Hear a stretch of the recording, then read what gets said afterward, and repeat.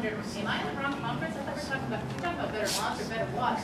and so I think we really need to give that a little more weight in the conversations that we're having. Okay, clean water is key.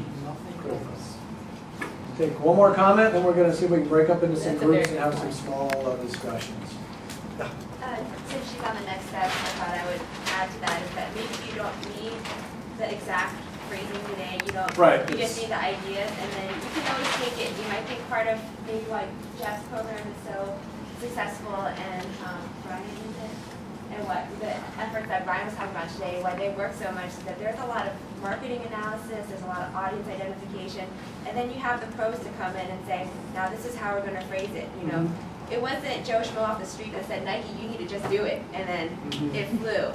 You know, they have the professionals there, and everybody in this room is really good at the science and really good at education, but, you know, you have to also recognize that maybe there's a capacity limit, and that you say, well, here's the general idea that we want now, you go with it. And so, maybe you don't need to hash the words exactly today, but just get the idea of what you want to come across. I think that's good. One more in the back. I should just pick up on that. I'd also say that it's possible, very possible, that the best tagline has already been fucked up. Yeah.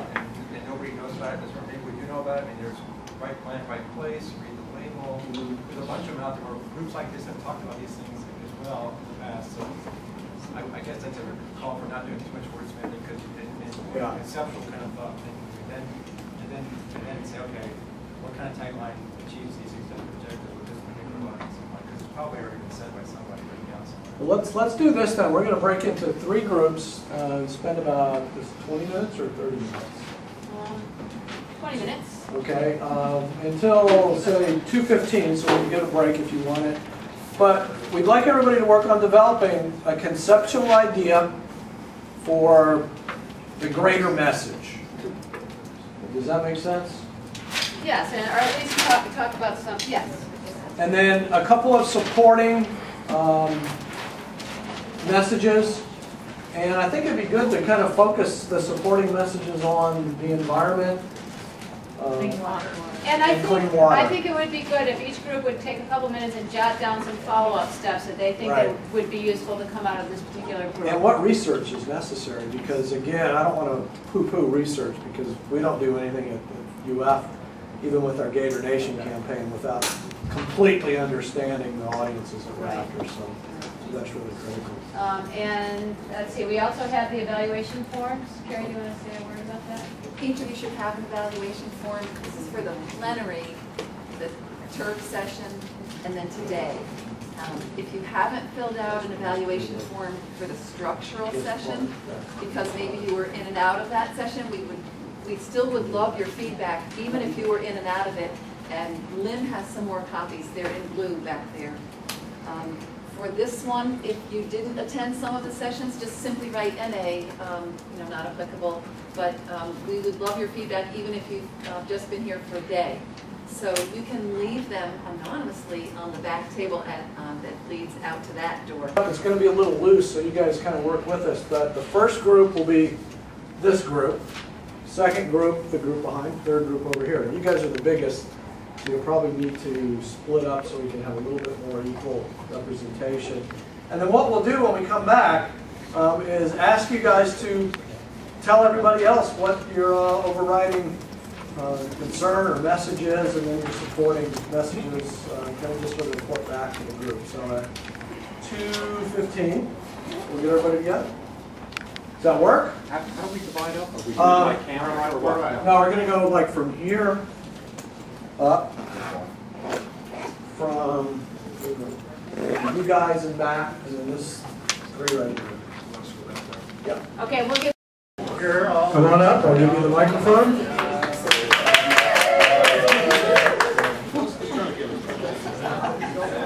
Can you see around? I'll take it. We hashed out many things, came up with this catchy byline here. Clean water starts with me, okay? Which is you and you and you and you and you. Reasons. Practices to protect water quality. This is why we are doing this. Know your pest. Know choices. The right plant for the right site, the right function. What do you want it to do? Every curbstone is a shoreline. It runs downhill. All right. Any comments from the group or from you guys about why you went that way? So what was your? We had a lot more to say. What do we need to do if we were to implement something like this? What do you still need to do? What do you need to? What research needs to take place? What's kind of the next step? Find our audience if you want. Define your audience. Different audiences. We really need a whole logic model. We need to know what the desired outcome You need to is. repeat the question so the back room can hear. The question was, what is the next step that needs to take place if? Question was, what is the next step that needs to take place if we were to implement clean water? Starts with me. I'll just give this to you guys. See if it's copyrighted. One of the first things we said was we had to define our audiences, that we had several different audiences. In complete honesty, I think we've got the cart before the horse here, in that we haven't identified really what it is that we want as an outcome. And we started putting together some taglines. So I think taking a lead from Brian, we would need to try to define what is the issue that we want to address, and then start surveying some public attitudes about that issue, and then decide on a series of actions with specific target audiences in mind, and then design the campaign around that, and then check the whole logic model to make sure that each step leads to the desired result. But as an exercise, it was fun. We started with, okay, we are part of the residential IPM subcommittee, and we're here at a conference that talks about clean water. So we started with clean water starts at home, and then we decided to broaden that because maybe when we leave our home, our activities still have some impact on the water. But it really, I mean, as an exercise to put together some marketing tags, it was fun. As an exercise to put together a campaign, we haven't identified the desired outcome. What is it we're trying to address?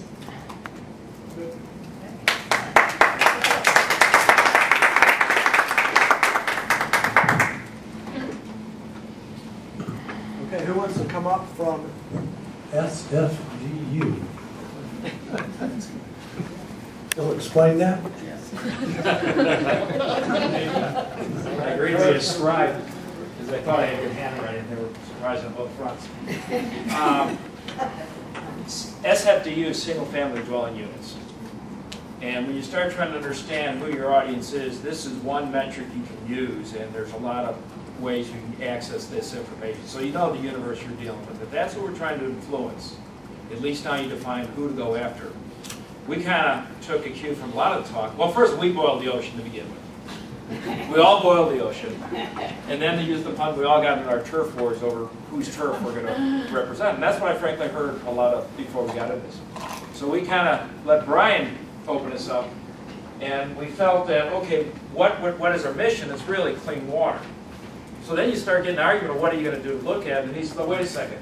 So we came up with this collaborative statement that we need to collaborate to understand behavior and attitudes of those single-family dwelling unit decision makers with social science of their an understanding on how they care, use, plan that site. Okay?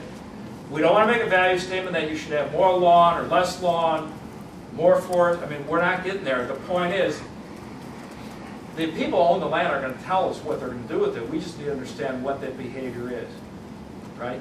We need to know the attitudes for how they want to use that space if we're going to then go back and modify behavior, or, you know, it goes back and forth, remember his talk. It's more research than an outcome. But again, we can all agree that we want clean water. Then you can add arrows. What's influencing clean water? Well, we focus a lot on turf. We heard some criticism that this was all about turf, but I think the organizers felt that's because of the percentage of land mass in urban watersheds that are planted to grass. Let's at least start there. It wasn't to say that turf is better than other land sites. It's just that was this step of the big long-term